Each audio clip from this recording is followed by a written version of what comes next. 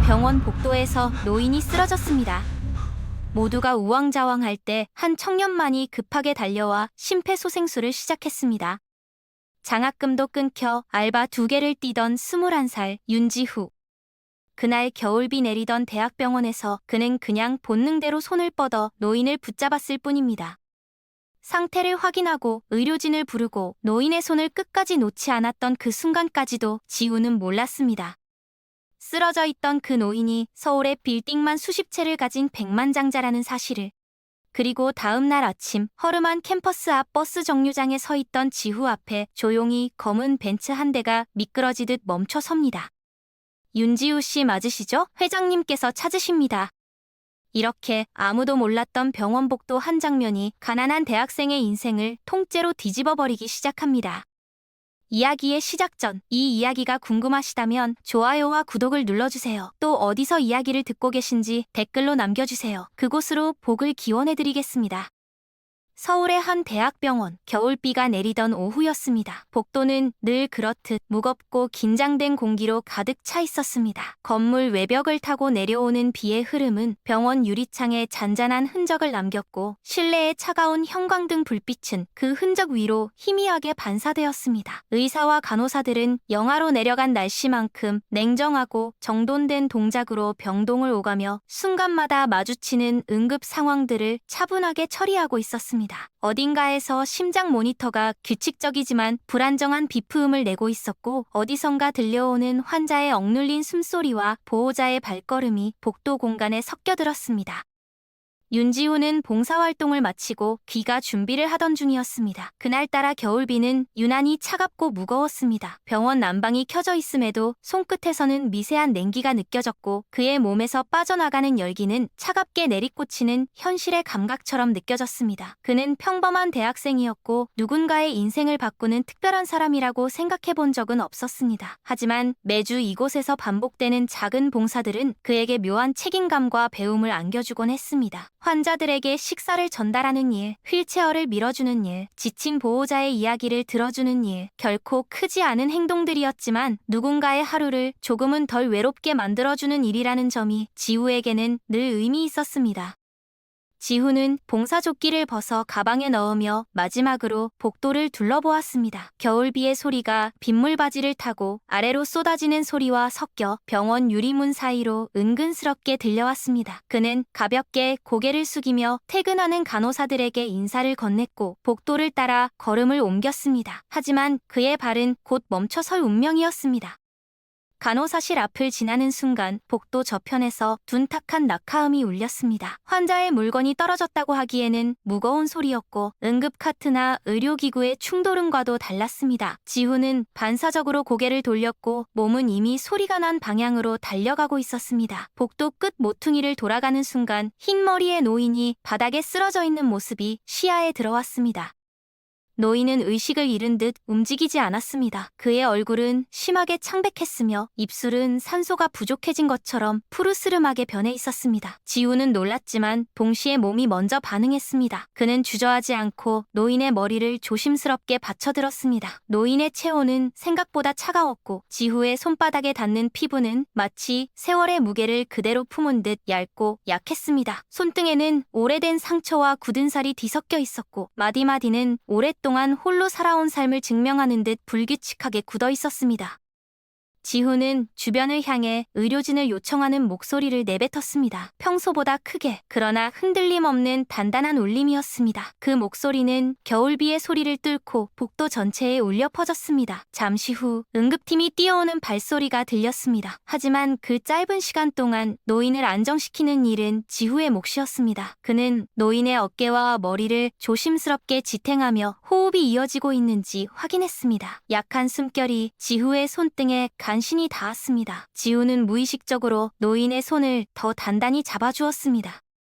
의료진이 도착하고 노인에게 산소 마스크가 씌워지자 상황은 빠르게 정리되었습니다. 심장 모니터가 연결되었고 간호사들은 정확한 손놀림으로 응급처치를 진행했습니다. 지우는 한 걸음 물러선 채 그 모습을 지켜보았습니다. 그의 심장은 여전히 빠르게 뛰고 있었고 노인의 얼굴은 그의 시야 속에서 오래도록 흔들렸습니다. 노인은 곧 병실로 옮겨졌고 복도는 다시 숨을 골랐습니다. 하지만 지우의 발걸음은 쉽게 떨어지지 않았습니다. 그는 간호사실로 가서 노인의 상태를 물었습니다. 간호사는 놀라운 듯 그를 바라보며 안정 찾으셨어요 라고 말했습니다. 그제야 지우는 긴 숨을 몰아쉬었습니다. 병원 밖에는 여전히 겨울비가 내리고 있었습니다. 빗물에 반사된 가로등 불빛은 흔들리는 듯 일렁였고 지후의 마음도 그 빛처럼 조금 불안하고 복잡하게 흔들리고 있었습니다. 그는 병원 앞 벤치에 앉아 몇 분 동안 움직이지 않은 채 숨을 골랐습니다. 그날의 마지막 봉사활동은 결코 평범하지 않았습니다. 그의 내면은 설명하기 어려운 감정으로 가득 차 있었습니다. 사흘이 지났습니다. 평소처럼 강의를 듣고 집으로 돌아온 오후, 지후는 우편함을 확인했습니다. 청구서와 광고지 속에 하얀 봉투 하나가 끼어 있었습니다. 서울중앙병원 323호실 한기범. 봉투에 적힌 그 이름은 지후의 기억 속에 선명히 남아있던 노인의 얼굴을 떠올리게 했습니다. 그는 봉투를 조심스럽게 들고 집 안으로 들어갔습니다. 거실 소파에 앉아 봉투를 뜯었습니다. 안에는 손글씨로 적힌 편지 한 장이 들어있었습니다. 종이는 얇았지만 정갈했고 글씨는 오래된 손의 떨림을 고스란히 품고 있었습니다. 지우는 편지를 펼쳤습니다.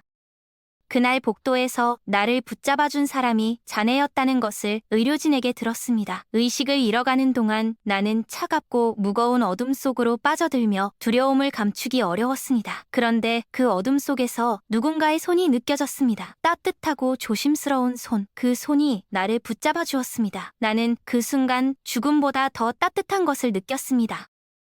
그리고 편지의 마지막 문장은 지후의 숨을 멈추게 했습니다. 자네가 내 마지막 인연이 되어준다면 좋겠습니다. 내가 자네의 새 가족이 되어주겠습니다.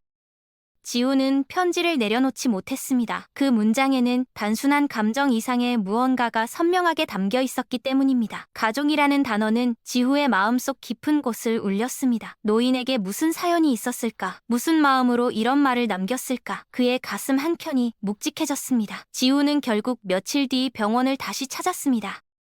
지후가 병원 복도를 다시 걷는 발걸음은 사흘 전과는 전혀 달랐습니다. 그날 느꼈던 긴장감과는 다른 종류의 묵직함이 그의 어깨 위에 얹혀 있었습니다. 편지를 읽은 순간부터 지금까지 그 문장의 울림은 조용하게 그러나 끈질기게 그의 마음속에서 맴돌고 있었습니다. 병동의 자동문이 열리는 순간 따뜻한 난방 공기 속으로 들어온 지후는 잠시 숨을 고르며 자신의 마음을 가다듬었습니다.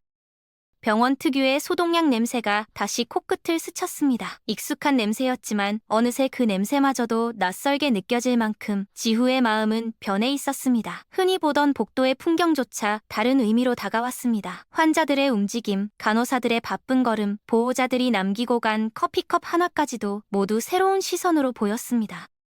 3235실 앞에 도착했을 때 지후는 문 앞에서 한참을 서 있었습니다. 문 하나 사이로 자신에게 생소한 인연이 조용히 기다리고 있다는 생각에 마음이 복잡해졌습니다. 그는 문을 조심스럽게 두드렸습니다. 들어오세요. 문 안쪽에서 들려온 노인의 약한 음성은 그에게 알 수 없는 떨림을 주었습니다. 문을 열고 들어가자 창문 너머로 겨울 햇살이 병실 안으로 비스듬히 흘러들고 있었습니다. 빛은 하얀 커튼 사이를 스며들어 공기 중에 떠있는 먼지 입자를 환하게 비추었고 병실 전체에 어딘가 부드러운 온기를 더해주고 있었습니다. 침대 옆에 앉아 창가를 바라보고 있던 한기범은 지우가 들어오는 소리에 천천히 고개를 돌렸습니다. 그의 표정에는 놀라움이 가득했고 그 뒤에는 반가움이 따라왔습니다. 지우는 조심스럽게 인사하며 침대 옆 의자에 앉았습니다. 둘 사이에는 짧은 침묵이 흘렀습니다. 노인의 눈에는 묵직한 세월이 담겨 있는 듯 보였고 지우는 그 깊은 눈을 바라보며 설명하기 어려운 안정감을 느꼈습니다.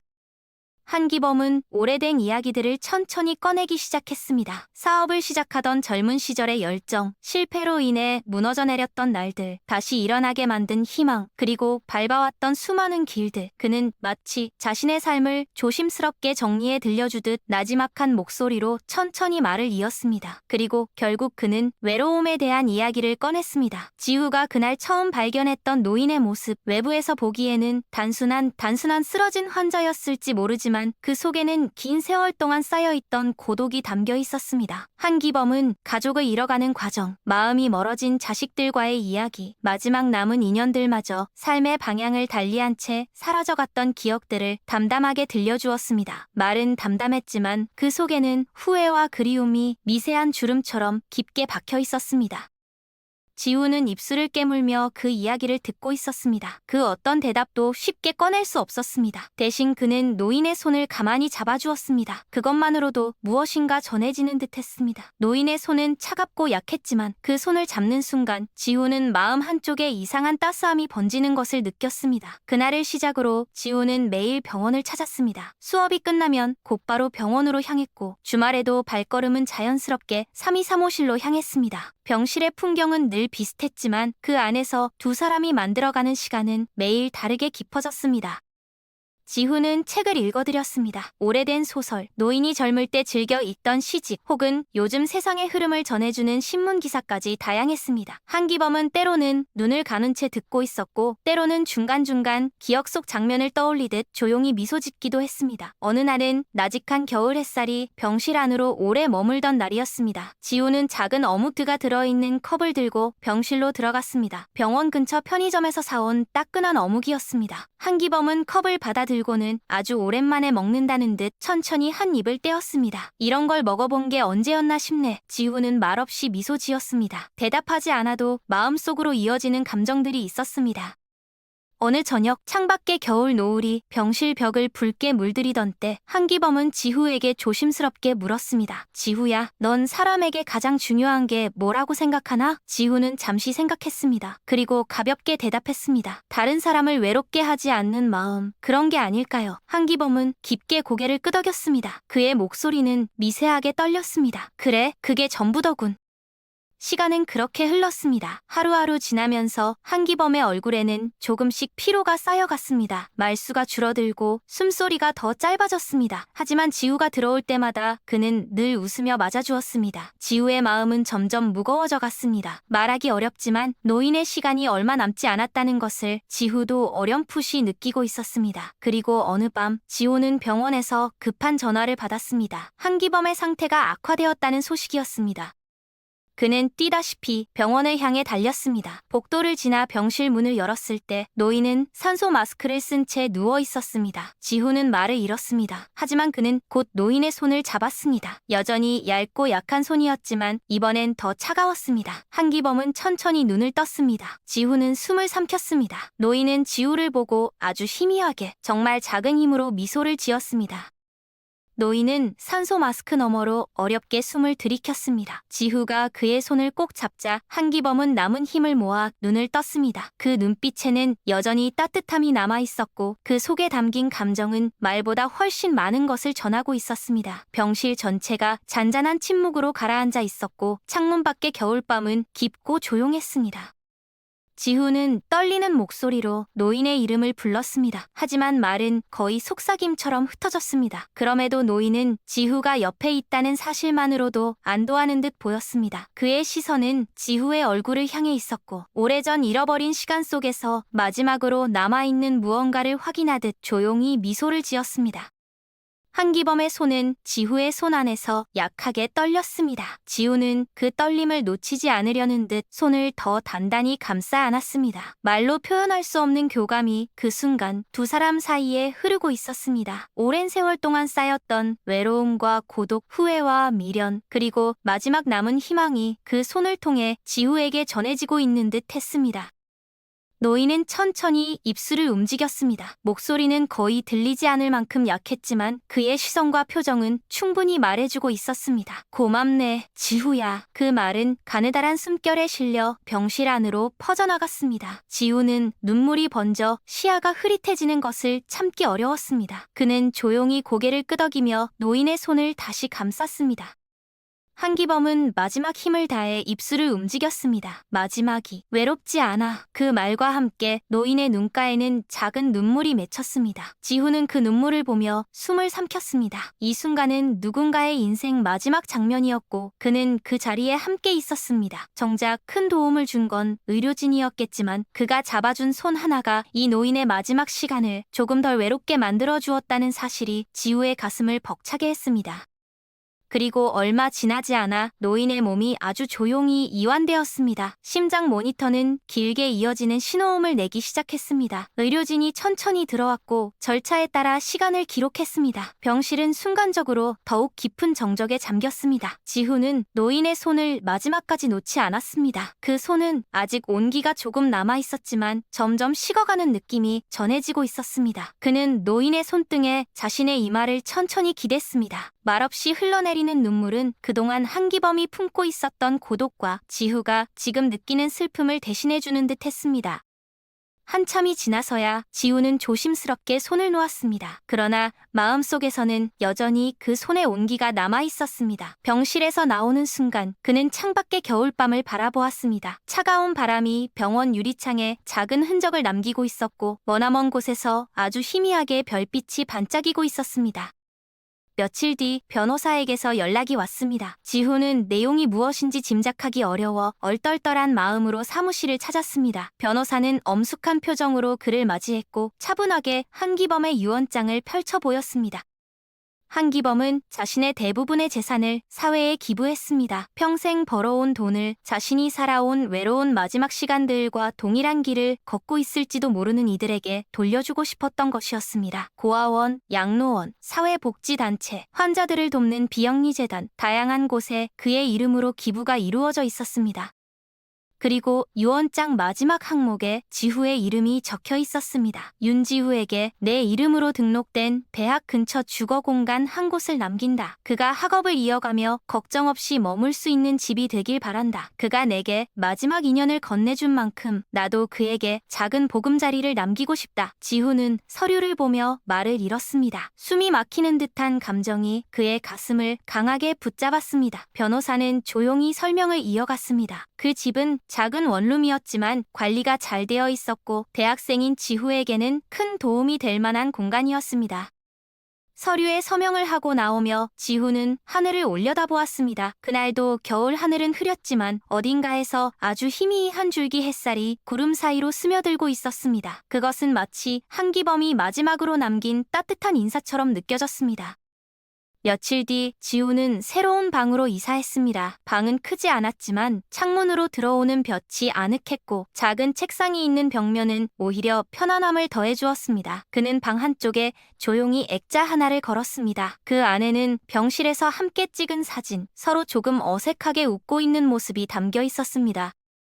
그리고 사진 아래에 조그만 메모를 붙였습니다. 세상은 때때로 피 한 방울 섞이지 않아도 가족을 선물한다. 그 문구를 바라보던 지후의 눈빛은 결연했지만 따뜻했습니다.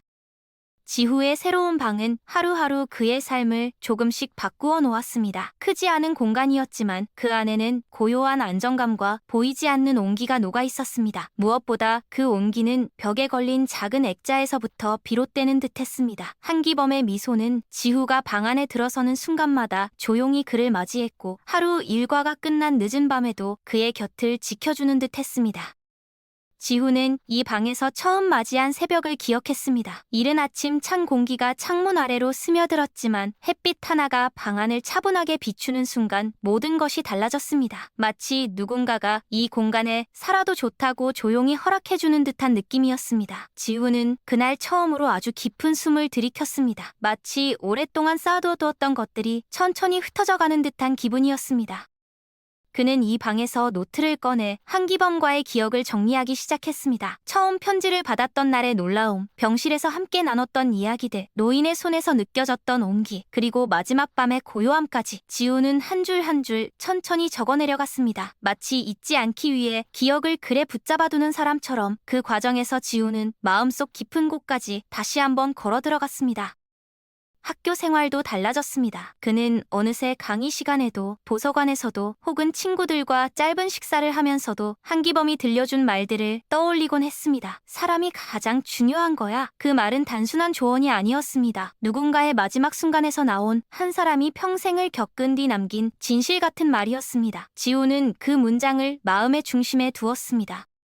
봉사활동을 할 때에도 그의 태도는 더욱 깊어졌습니다. 단순히 환자에게 음식을 나누어 주는 일조차 다른 의미로 다가오기 시작한 것입니다. 그는 눈빛을 더 오래 바라보았고 목소리를 더 낮추어 말했습니다. 어떨 때는 환자의 손을 조심스럽게 잡아주기도 했고 이야기를 끝까지 들어주는 시간이 많아졌습니다. 그 작은 변화들은 병동에서 만나는 여러 환자들에게도 스며들었습니다.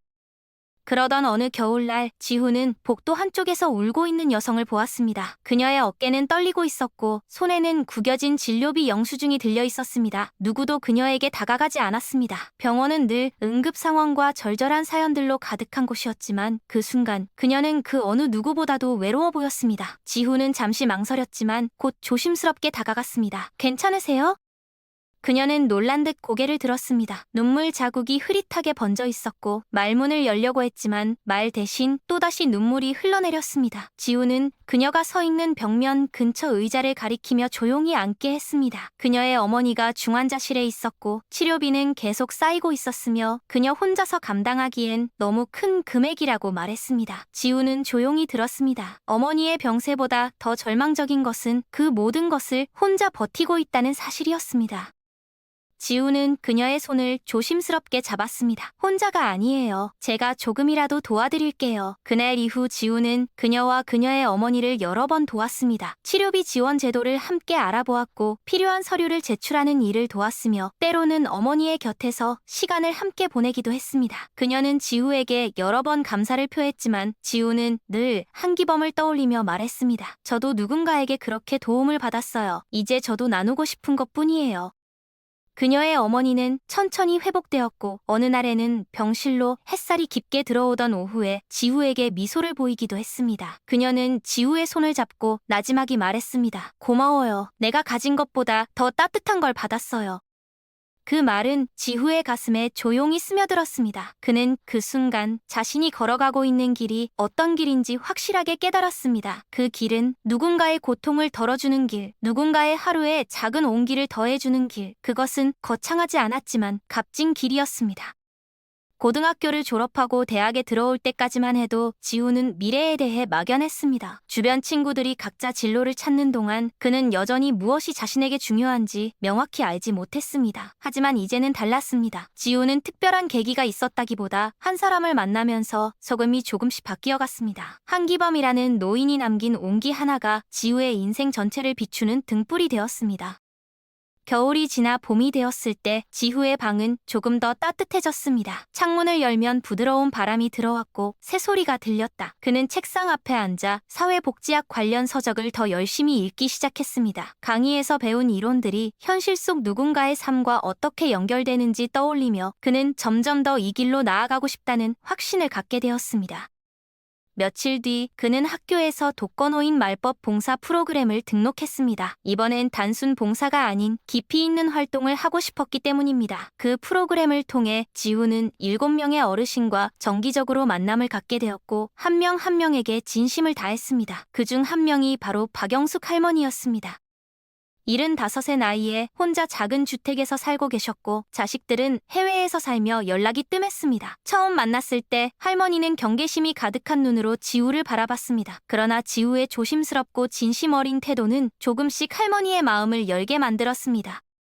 할머니의 집은 오래된 사진들로 가득한 곳이었습니다. 책장 위, 벽장 속, 서랍 안까지 곳곳에 종이 사진이 보관되어 있었습니다. 할머니는 어느 날 사진 앨범을 펼쳐 지우에게 자신의 인생을 들려주었습니다. 사진 속에는 젊은 시절의 생기 있는 모습, 결혼식에서 환하게 웃고 있는 얼굴, 자식들과의 즐거운 순간들, 그리고 지워지지 않은 상실의 그림자까지 한 장 한 장 담겨 있었습니다.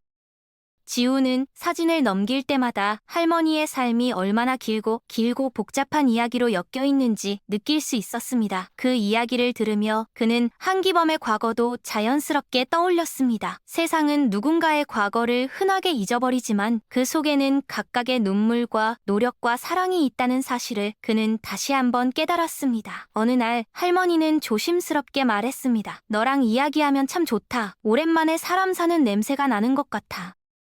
지우는 미소 지었습니다. 저도 할머니와 이야기하는 시간이 좋아요. 편하세요? 그 말은 단순한 대답이 아니었습니다. 그 안에는 지우가 진심으로 느끼는 감정이 담겨 있었습니다. 그 이후 두 사람의 관계는 시간이 지날수록 깊어졌습니다. 지우는 할머니의 집 청소를 도와주었고 할머니는 지우에게 작은 반찬을 만들어 주었습니다. 둘은 마치 오랫동안 알고 지낸 가족처럼 자연스러웠습니다. 어느 날 지우가 돌아가려는 순간 할머니는 조용히 그의 손을 잡았습니다. 지우야, 나 요즘 행복해. 이렇게 행복했던 게 언제인지 모르겠어. 그 말은 지우의 가슴에 아주 깊게 박혔습니다. 누군가를 행복하게 만든다는 것, 그것이야말로 한기범이 그에게 가르쳐준 삶의 본질이었습니다. 박영숙 할머니와의 만남은 지우의 일상을 조금씩 변화시키고 있었습니다. 원래는 일주일에 2번 방문해야 하는 프로그램이었지만 지우는 자연스럽게 그 빈도를 더 늘렸습니다. 어느새 할머니의 집으로 향하는 발걸음은 의무가 아닌 보고 싶다는 마음에서 비롯되는 것이 되었고 할머니 역시 지우가 오는 날이면 작은 과일이나 따뜻한 차를 준비해두곤 했습니다. 할머니의 집 문을 열 때 풍겨나오는 은은한 보일러 냄새와 오래된 가구의 나무 향은 지우에게 유년 시절 외할머니 집에서 맡았던 기억을 떠올리게 했습니다. 그 향은 시간이 지났음에도 변하지 않은 가족의 온기처럼 느껴졌습니다. 할머니의 손은 거칠었고 손마디마다 굳은 살이 박여 있었습니다. 젊은 시절 공장을 다니느라 손이 많이 상했다는 이야기를 들려주면서도 할머니는 늘 담담했습니다. 하지만 지우는 그 손을 볼 때마다 가슴 한쪽이 묵직직하게 아파왔습니다. 인생의 무게가 이렇게 손끝에 새겨지는구나. 그 생각이 들면 할머니의 손을 더 조심스럽게 잡아주게 되었습니다. 할머니는 그런 지우를 보고 가끔 웃으셨습니다. 손 하나 잡는데 뭐 그렇게 조심을 해? 나는 괜찮아. 오래 버텨온 손이야. 그 말에 담긴 세월의 무게 앞에서 지우는 늘 대답을 잃곤 했습니다.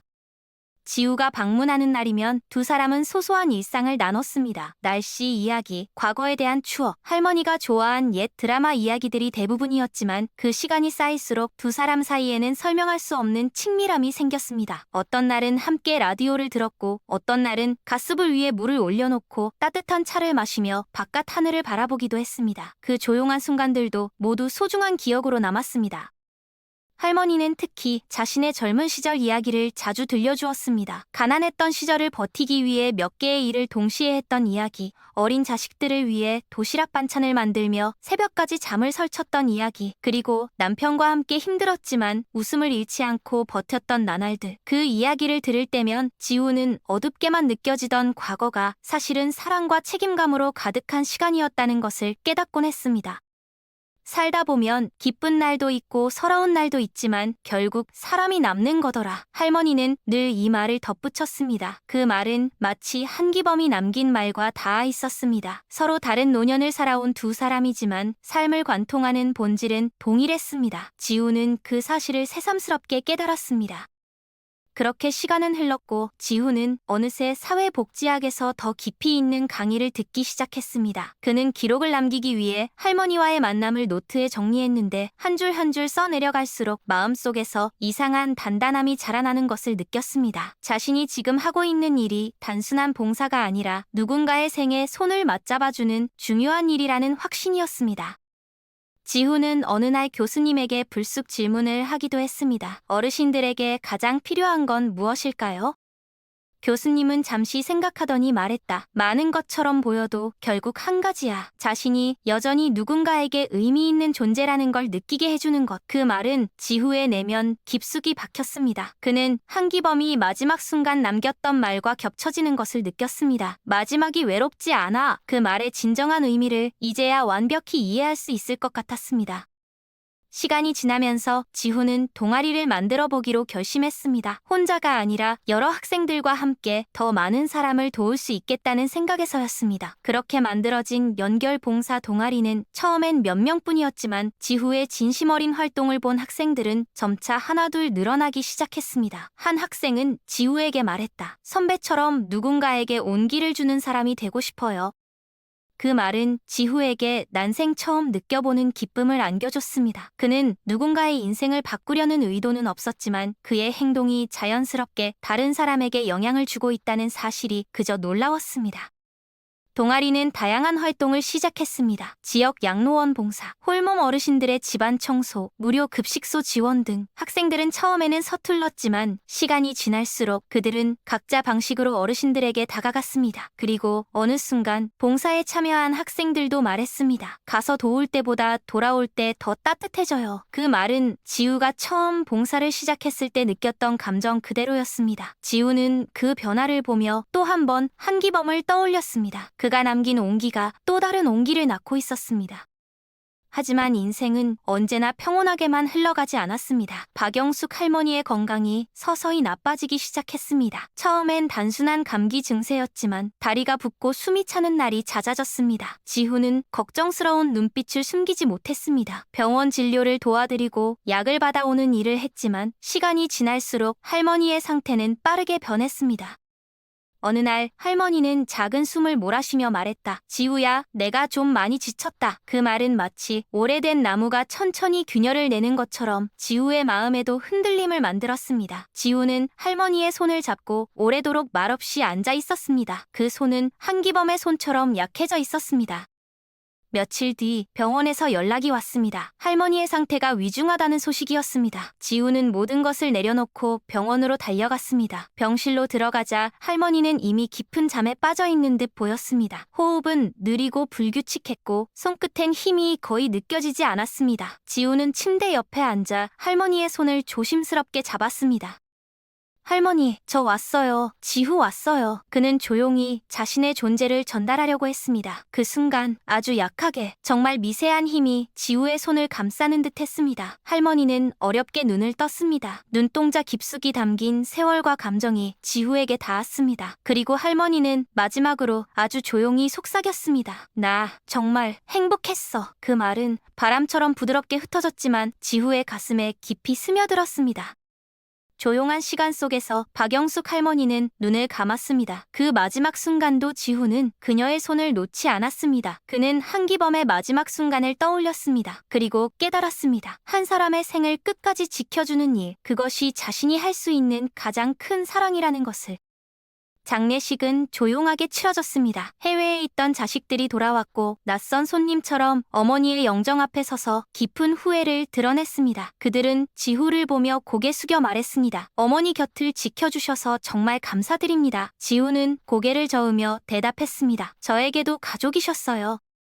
장례식이 끝나고 지후는 혼자 영정 앞에 섰습니다. 사진 속 할머니는 환하게 웃고 있었습니다. 그 미소는 지후의 눈을 따뜻하게 감싸주었습니다. 그는 조용히 말했다. 할머니, 편히 쉬세요. 행복하셨다니 정말 다행이에요. 그 순간 지후는 다시 깨달았습니다. 그가 만난 인연 하나하나는 모두 자신에게 남겨진 선물이었습니다. 장례식장을 나와 겨울바람 속으로 들어선 순간 지우는 무언가가 가슴 안쪽에서 천천히 내려놓아지는 듯한 느낌을 받았습니다. 공기는 차가웠지만 그 차가움은 오히려 마음의 흔들림을 가라앉히는 듯했습니다. 발밑에 쌓인 얇은 눈이 바스러지며 작은 소리를 냈고 그 하얀 풍경 위에 펼쳐진 회색 하늘은 오래도록 무언가를 지켜보는 듯한 표정이었습니다. 지우는 잠시 고개를 들어 하늘을 바라보았습니다. 박영숙 할머니도 한기범 할아버지도 어쩌면 이 넓은 하늘 어딘가에서 자신을 보고 있을지 모른다는 생각이 들었습니다.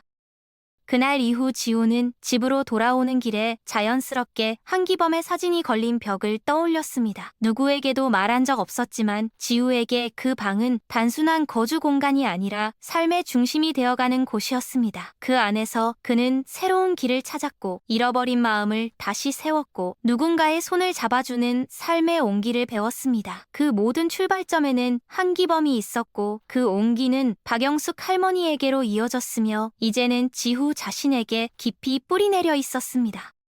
학교에서는 여전히 많은 과제와 시험이 있었지만 지우는 예전보다 훨씬 단단해진 마음으로 일과를 해냈습니다. 도서관에서 공부를 하고 있을 때면 가끔 주변 학생들의 웃음소리가 들려왔고 그런 소리들이 점점 더 따뜻하게 느껴졌습니다. 예전 같았으면 지나쳤을 감정들이 이제는 모두 의미 있게 다가왔습니다. 이 모든 감정의 배경에는 사람을 향한 깊은 이해가 자리 잡고 있었습니다. 지우는 그것을 수업에서 배우지 않았습니다. 직접 만난 사람들의 삶 속에서 배운 것이었습니다. 그러던 어느 날 지우는 사회복지센터에서 새로운 연락을 받았습니다. 이번에는 특정 사연이 포함된 가정방문 의뢰였습니다. 병원에서 의식을 잃고 쓰러진 노인이 있는데 가족이 없고 동네 주민들조차 그 노인의 이름만 희미하게 알고 있을 뿐이라는 내용이었습니다. 지우는 잠시 숨을 골랐습니다. 그 문장을 읽는 순간 그는 아주 오래된 기억이 되살아나는 느낌을 받았습니다.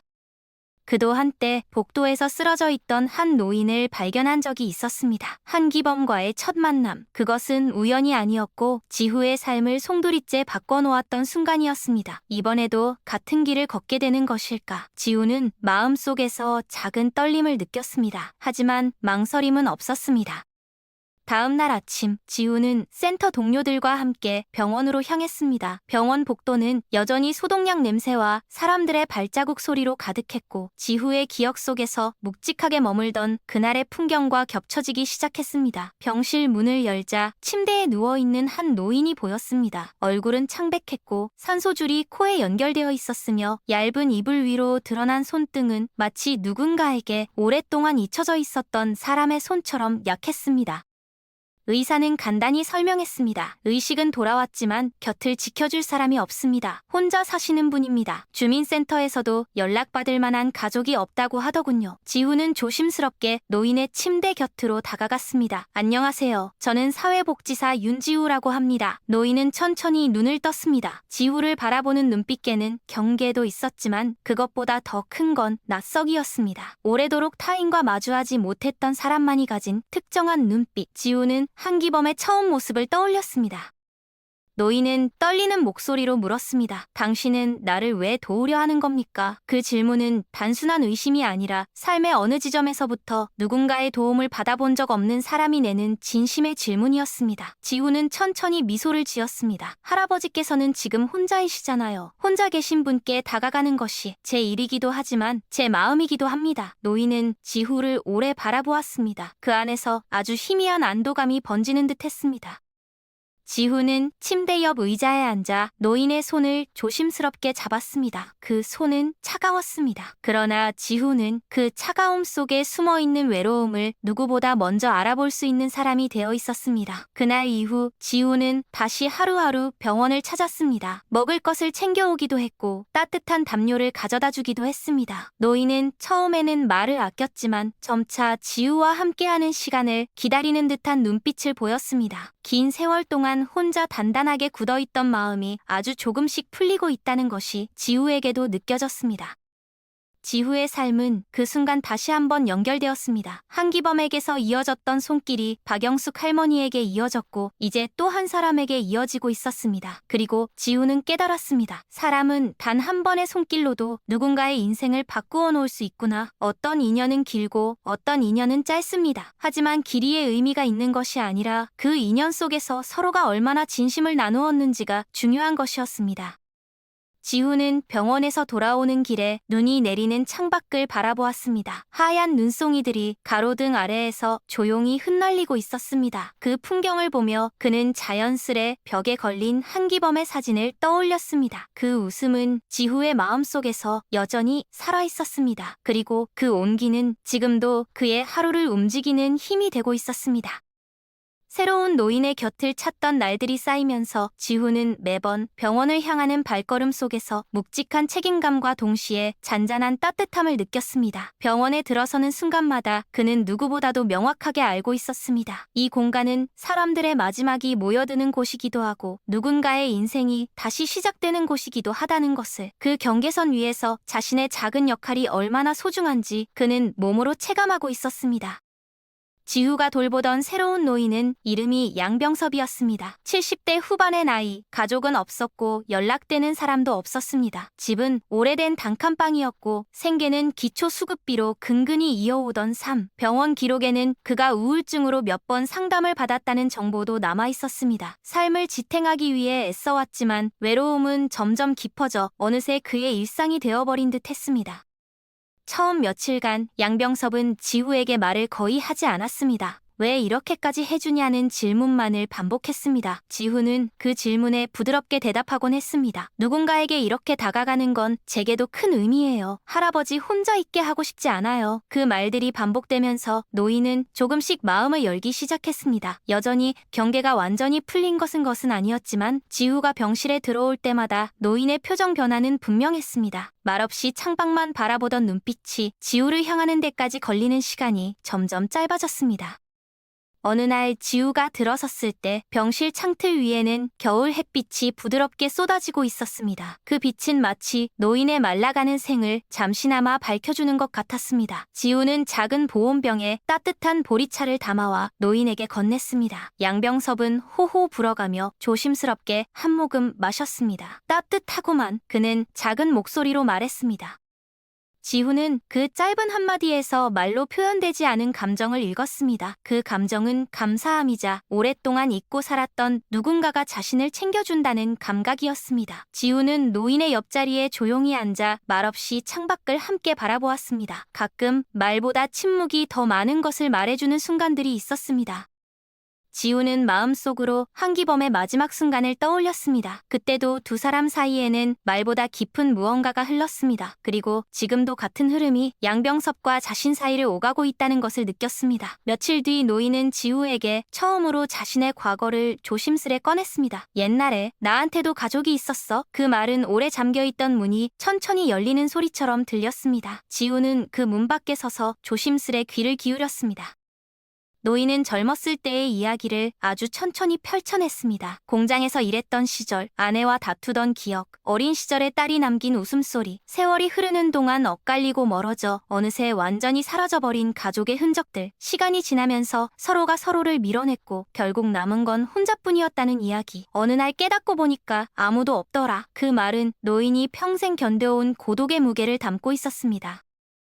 지후는 그 무게를 온전히 이해한다고 말할 수 없었습니다. 하지만 그 외로움이 어떤 맛인지, 어떤 온도인지, 어떤 그림자를 드리우는지 그는 이미 보고 느껴온 사람이었습니다. 한기범의 마지막 순간에서, 박영숙 할머니의 오후에서, 그리고 지금 눈앞의 양병섭에게서 지후는 같은 결을 느끼고 있었습니다. 지후는 말없이 손을 내밀었습니다. 그 손을 잡는 순간 노인은 아주 천천히, 그러나 확실하게 손을 맞잡았습니다. 그 손은 여전히 차가웠지만 지후는 그 차가움이 외로움에서 비롯된 것임을 깨달았습니다. 그날 이후 노인은 지후가 오는 시간을 기다렸습니다. 간호사가 지후가 올 거라고 말하면 그는 침대에서 눈을 껌뻑이며 작은 미소를 지었습니다. 그 미소는 매우 희미하고 짧았지만 그 안에 숨겨진 감정은 상당히 컸습니다. 그것은 기다림이었고 관심이었고 남은 생을 함께 해줄 누군가를 향한 마음이었습니다. 지후는 노인의 병실에 올 때마다 한기범의 방을 다룰 때와 같은 방식으로 대했습니다. 작은 간식, 따뜻한 담요, 낡은 신문 한 부라도 가져오며 노인의 시간을 채워줄 작은 것들을 준비했습니다. 그리고 노인의 이야기를 들으며 하루하루를 쌓았습니다.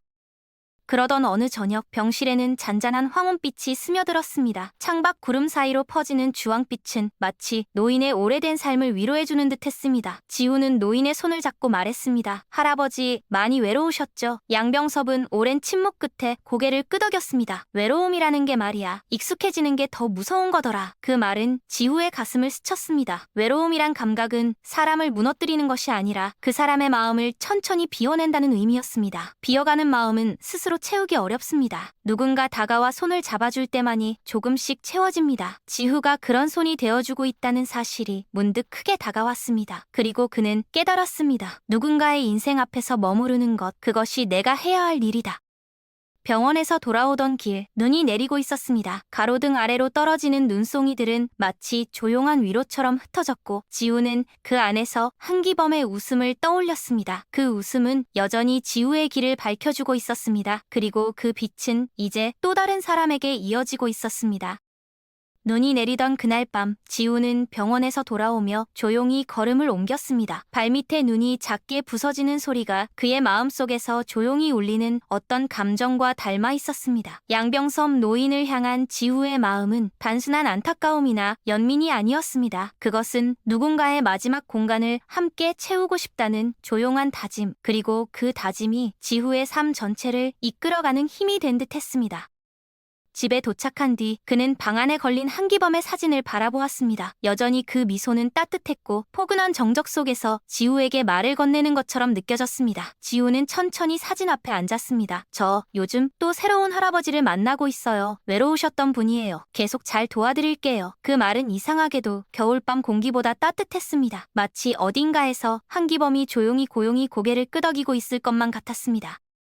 다음 날 아침, 지우는 학교 강의를 마치고 사회복지센터 회의에 참석했습니다. 센터에는 나이와 직책이 다양한 사회복지사들이 모여 있었고 그들은 서로의 사례를 공유하며 더 나은 방법을 찾고 있었습니다. 한 목사님은 지우에게 말했다. 지우 씨는 참 대단해요. 쉽게 번아웃을 겪을 수 있는 일인데 항상 꾸준하네요. 지우는 고개를 저었습니다. 제가 좋아서 하는 일이에요. 그리고 누군가에게서 받았던 온기 때문에 계속하고 싶어요. 그 말에 동료들은 고개를 끄덕였습니다. 누군가의 마음을 바꾸는 힘은 결국 이유 있는 진심에서 나온다는 것을 모두 알고 있었기 때문입니다. 며칠 뒤 다시 병원으로 향한 지우는 양병섬 노인에게 작은 전기 손난로를 가져갔습니다. 병실 난방이 부족한 날이면 몸이 차가운 노인에게 그것은 큰 도움이 될 것이라 생각했기 때문입니다. 노인은 손난로를 받아들고 오랫동안 바라보았습니다. 그의 얼굴은 말없이 떨렸습니다. 이런 걸 내가 받아도 되는 건가? 그 말은 겉으로는 사양같이 들렸지만 사실은 고맙다는 마음이 담긴 말이었습니다.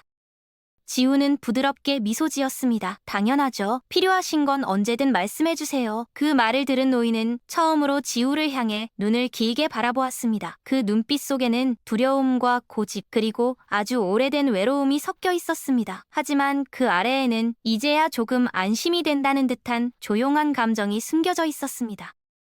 노인은 고개를 돌려 창밖을 바라보며 조용히 말했습니다. 늙으면 마음이 먼저 추워지는 법이야. 그걸 녹여주는 사람이 있다는 게 참 기적 같은 거지. 그 말은 지우의 가슴에 다가와 깊게 자리 잡았습니다.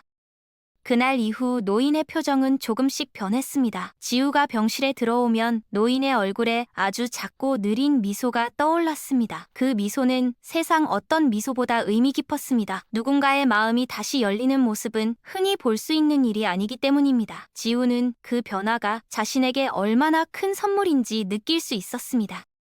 점점 이야기도 늘어났습니다. 노인은 자신의 젊은 시절을 짤막하게 말하곤 했습니다. 일을 위해 고향을 떠났던 이야기, 도시에서 혼자 살아남기 위해 투박한 감정을 숨기며 버텼던 나날들, 그리고 마음을 솔직히 표현하기보다 조용히 삼키며 살아온 지난 날들. 그는 말했습니다. 살다 보면 말해야 할 때도 입을 다물게 되고 말하면 안 될 때 말하게 되더라.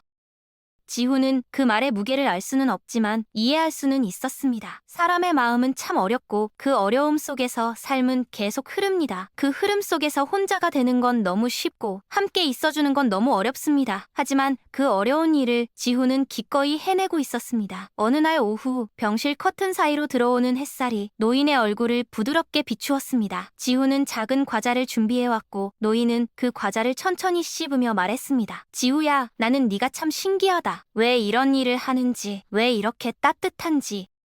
지우는 잠시 생각했습니다. 그리고 조용히 대답했습니다. 제가 처음 도움이 필요했던 분을 만났을 때 그분이 제 손을 잡아주셨어요. 저도 누군가에게 그런 사람이 되고 싶어요. 노인은 말을 멈춘 채 지우를 바라보았습니다. 그 눈빛 속에는 깊은 이해와 미묘한 그리움이 담겨 있었습니다. 그리고 아주 천천히 고개를 끄덕였습니다. 그래, 사람은 결국 사람으로 남는구나. 그 말은 지우가 앞선 2년에서 들었던 말들과 미묘하게 겹쳐졌습니다. 삶의 끝에 서 있는 사람들은 결국 같은 결론에 다다르는 것일까? 그러나 지우는 그들이 같은 말을 하더라도 그 문장의 울림이 각각 완전히 다르다는 것을 알고 있었습니다. 그 울림들은 모두 지우의 몸 깊숙이 다른 자리에 새겨져 있었습니다. 양병섭 노인의 건강은 좋아지지 않았지만 더 나빠지지도 않았습니다. 마치 지후와의 만남이 약한 불씨를 잠시나마 지탱해주는 것처럼 보였습니다. 지우는 그 사실만으로도 충분히 감사했습니다. 누군가의 생을 바꾸지 않아도 됩니다. 다만 혼자였던 시간을 조금 덜 외롭게 만들어준다면 그것으로 충분했습니다. 병원을 나오며 지우는 문득 생각했습니다. 나는 왜 이렇게 이 길에서 벗어나고 싶지 않을까? 그 질문에 대한 대답은 분명했습니다. 한기범의 손을 잡았던 그날부터 지우의 삶은 이미 이곳을 향하고 있었기 때문입니다. 그의 길은 환하게 밝혀져 있지 않았습니다. 마치 작은 촛불처럼 흔들리기도 하고 겨울바람에 꺼질 듯 위태롭기도 했습니다. 하지만 그 촛불은 한 번도 완전히 꺼진 적이 없었습니다. 그 이유는 지후가 걸어온 인연들이 남기고 간 따뜻함이 계속해서 그 불을 지켜주고 있었기 때문입니다.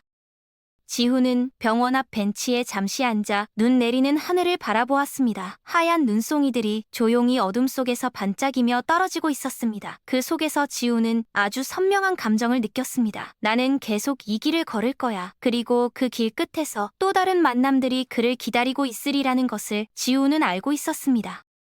겨울의 끝자락에서 시작된 양병섭과의 인연은 어느새 봄을 향해 조금씩 나아가고 있었습니다. 병원 복도에 들어서면 더 이상 겨울 특유의 냉기가 느껴지지 않았고 창문 너머 나무의 장가지는 아주 희미하게 남아 초록색 기운을 머금고 있었습니다. 하지만 병실 안에서 흐르는 시간은 계절과는 다른 속도로 흘러가고 있었습니다. 노인의 몸은 눈에 띄게 약해졌고 숨을 내쉬는 간격도 조금씩 길어지고 있었습니다. 지우는 그 사실을 바라보면서도 감정을 숨겼습니다.